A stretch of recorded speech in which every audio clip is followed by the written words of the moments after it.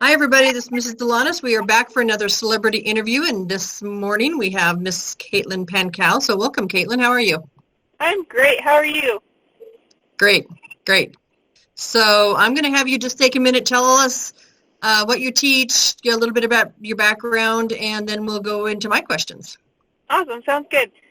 So I'm originally from Nevada, and I came to Idaho to go to Boise State University, and I got my English teaching degree, and I've been teaching English since, 2011, I think. But I like Idaho. I've always lived over here on the east side of the state, and, I married a native spud, and we had a little tiny taster tot, I guess you could call her. Actually, the kids call her Pan Calf because we're the Pan Cows. So, anyway, that's one of my favorites. That's awesome. Yeah, so that's just a little bit about me. Nice. So did you and Eric meet at Boise State? Because I know he went there. Yeah, we did. He lived in the floor above my floor in Towers Hall, and we actually met in an elevator going to a history class on a Monday night. Aw, that's awesome. Yeah, it's a cool story. Yeah, that is a cool story. All right, well, I have 50 random silly questions that I got off the internet, so you're going to pick numbers from 1 to 50. Cool. And just give me a number. I almost said 52. That was not in the numbers. Let's go 23. All right, this is an easy one. Oh, good. What's your favorite kind of ice cream? Oh, that isn't an easy one. I love ice cream. I was just talking about this with my kid. I think we were going, if we had to stick with vanilla or chocolate for the rest of our lives, we were trying to figure out which one it would be. But I love a good vanilla soft serve. I know that's super boring, but it's so delicious. So where's your favorite soft serve? I love Tasty Treat soft serve. I really like Arctic Circle soft serve, but Dairy Queen's got to be it. Really? Yeah, but we don't have a Dairy Queen. Have you tried Tasty Treat there on 5th or 4th Street, whatever, that right across from the cemetery? No, I'm ashamed to say I have not. Well, you're going to have to withhold judgment then. Okay. You can't vote on the best one until you've gone there. They've got really good vanilla soft serve. That's true. Yeah, I will. I need to. And we don't have a Dairy Queen here, do we? No, Idaho Falls is the closest one. Yeah, I think I prefer soft serve over regular ice cream as well. Yeah, it's super tasty. So good. All right, give me another number. Let's go 46. If you could be reincarnated, who would you like to be? Oh, all right. Well, I always tell my students that I'm definitely already a reincarnated Labrador because of how I act, and I'm loyal to all of them, and I'm all over the place, right? So reincarnation, I feel like I've lived a pretty good life so far, and that means you up the ante the next recreated life, and I don't know what would be, better or who. I think I'd come back, and it's not a person, it's an animal. I want to come back as a tapir. So look it up, kids, if you don't know what a tapir is. They live in the Amazon rainforest, and they have cute long noses, and they look like Oreos. And when they're babies, they look like little watermelons. It's adorable. I would come back as a tapir. Sure. Are they at the top of the food chain, or are you going to worry about getting eaten? I'm definitely going to get eaten. They're like little cow creatures. They're adorable. Oh, I would have to be one at the top of the food chain. I don't want to get eaten. That's cool. That's like a jaguar or something like that. That'd be sweet. Yeah, that would be. Except I'd want to be a herd animal. I like people too much. I don't want to be a solitary animal. I'd want to be a herd one. So what's the top of the food chain herd animal? I don't know. Maybe an eagle. Not really a herd, but they do have mate. They mate for life. Yeah, so they mate for life. Families. Right. And if you're an eagle that lives in Alaska, there's hundreds that just hang out together on the coast. So right. you'd have your people. I would have my people. That's true. Oh, I like that question. That's funny. All right, give me another number. Let's go 9. All right, what's your most embarrassing life experience thus far? Oh gosh. Let's see. I don't know. I guess when I was a freshman, I went to homecoming, and I was asked by a friend, but he was a junior, and you could only go, not homecoming, I think it was Winterfest, something. You could only go if an upperclassman asked you to go. And I'm definitely not like a girly girl or anything, but I was really excited to put on the dress and do the hair and everything like that. And as we were dancing, my dress got stepped on, and both of my straps broke, and my dress fell. And I was in a panic mode. I'll save you from the details, but I turned around, and there was my vice principal, like, checking on people.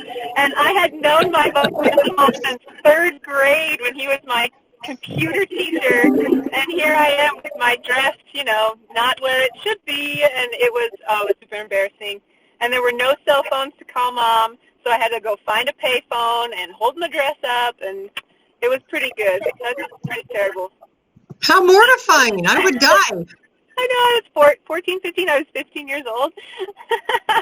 Oh, my goodness. That would scar me for life. That's terrible. Oh, yeah, I don't do much for dances anymore. I love to dance, just not, you know, unless I'm winning something, then I will dance. But, oof, no fancy. You just dance in your skinny jeans, right?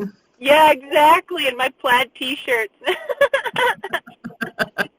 Well, I have been to dozens and dozens of dances in the last, 9 years, and I don't think I've been to a dance where somebody's strap didn't break. We have a whole emergency repair kit that we take to dances with us because so something smart. happens to somebody. Yep, absolutely. You need some reassurance. It's like a first aid kit, but for dresses. Yeah, absolutely. Yeah, that's funny. And some of those dresses are precariously held on the body to begin with, so. Yes. Or you think it's not, but it really is. Yeah, exactly. Oh, boy. That's awesome. Okay, give me another number. 28. All right, English teacher. How would you describe yourself in 3 words? Oh, my gosh. This is the same question I was asked when I got hired for this job. The first one, and it will always be my first one because Holder laughed so hard when I said it, but the first word would be zesty, most definitely. And she was like a salad dressing? And it was like, yes, just like a salad dressing. I remember that. Yeah, it was wonderful. It was one of the best interviews ever. Let's see. So zesty, I would say comical, and this last one's a hard one. Kind. I'd say kind. I would agree. I think that all 3 of those fit you very well. Oh, thank you very much. Maybe if we could put in a 4th, I would put in rebellious. There's a little there might be a lot of rebellion, but I see a little rebellion in you. Hence the shaved head, right? Yes, absolutely. It's liberating. Well, right. It is liberating. And I know we've had at least one student, maybe 2, shave their heads because of it. Yep. Absolutely. So, I think one of them even shaved it not knowing that you were going to be here this year. Yes, I think you're right. Yeah. And I taught her when she was a sophomore, actually, and we talked about shaving our heads. And then we ended up, I left, and, I came back, and we both had shaved heads, and she's a senior. So it's pretty cool. Yeah, that is super cool. Yeah. Nice to have you. It's nice knowing you had such a positive influence on somebody. Yeah, and something just like that, right? Like, yeah. I don't know, that's a big deal to be, I don't know, an 18-year-old girl to decide to shave your head. It's pretty, the pressures are pretty big, but that's pretty neat to, I don't know, I don't know what I'm saying. It's awesome. Well, it's just to have the self-confidence and the, to say, I'm going to do this, what the hell? Right, exactly. I'm going to do this. What the hell? And, people who judge me, they can just go away. Yeah, that's their issue, not mine. Yeah, exactly. All right, give me another number. Let's do 8. Do you prefer dogs or cats? Oh, this is a terrible question. I'm an animal person in general. And it depends on what I'm doing. If I'm outside, I prefer a dog. If I'm inside with a book, I prefer a cat. Do you have dogs and cats? Yeah, I have 2 dogs, 1 cat, and then I used to have 2 cats, but my cat passed last summer. So, but I have Chowder, and she's a lab mix, and I have Potato Bear, but we call him PB for short. He is a husky border collie mix, super cute dog. And then we have Murphy, who is a tuxedo cat, but he's like, oh, he weighs so much. He's like a basketball with legs. So, you know. I have a tuxedo tabby, and he's a chunk. Yeah, right. What is it about them? I don't know. And he's an outside cat because my husband's allergic. So we have 2 cats, and they both live outside because my husband's got allergies. But yeah. the tuxedo tabby he's a mini bobcat. He's a beast. That's awesome. Oh, it's surprising for an outdoor cat to be big like that too. He must rule the area. Yeah, but we also have one of those self-feeding, so the more you eat, the more it distributes. Yep. So we don't put food out every day. It's just like this big trough. So I'm sure he just eats constantly. It's a buffet. Plus, he brings us lots of body organs and heads. They're on the porch all the time. I had a cat that did that a lot as a kid. She just always would bring the little weird stomachs and the spleens. You're like, here's this gift for you. Please love me more. Okay. Yes. You got it. It's either love me more or leave me alone. I don't have time for you. Yes, exactly. I love that cat attitude for sure. Yeah. Cats are awesome. Okay. We've probably done 5, but let's do one more for good measure. Okay. Let's do, I'm 33. Let's do 33. Okay, if you could have any superpower, what would it be? Oh, I would fly. I would most definitely fly. I don't really like heights, and falling to my death is like the scariest moment for me, just ugh. So if I could have control over my height and not having to fall, I would totally do that. Plus, I'd get places faster. And I already saved time with my shaved head in the morning, so now I would save extra time because I could fly to work. And that would be fantastic. You might want to, have you ever seen that Brian Regan skit where he's talking about people that have to, zap fry their Pop-Tarts in the toaster, and they should loosen up their schedule if that's the breakfast that they have to eat because it's so fast or something. It's really right. funny. Oh, I'll have to look that up. That sounds funny. It kind of reminds me of you. I could even be faster. I've already cut off time for my hair. Right. I dig it. That would be fantastic.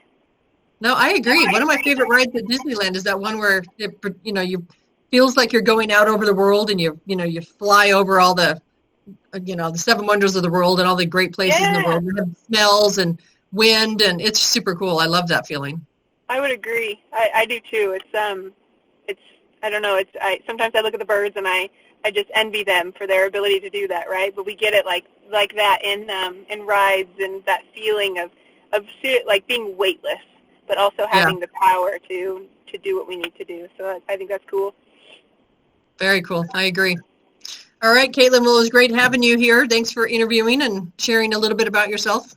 Awesome. Thanks for having me. This was fun. It was fun. All right. See you guys next time. All right. Bye.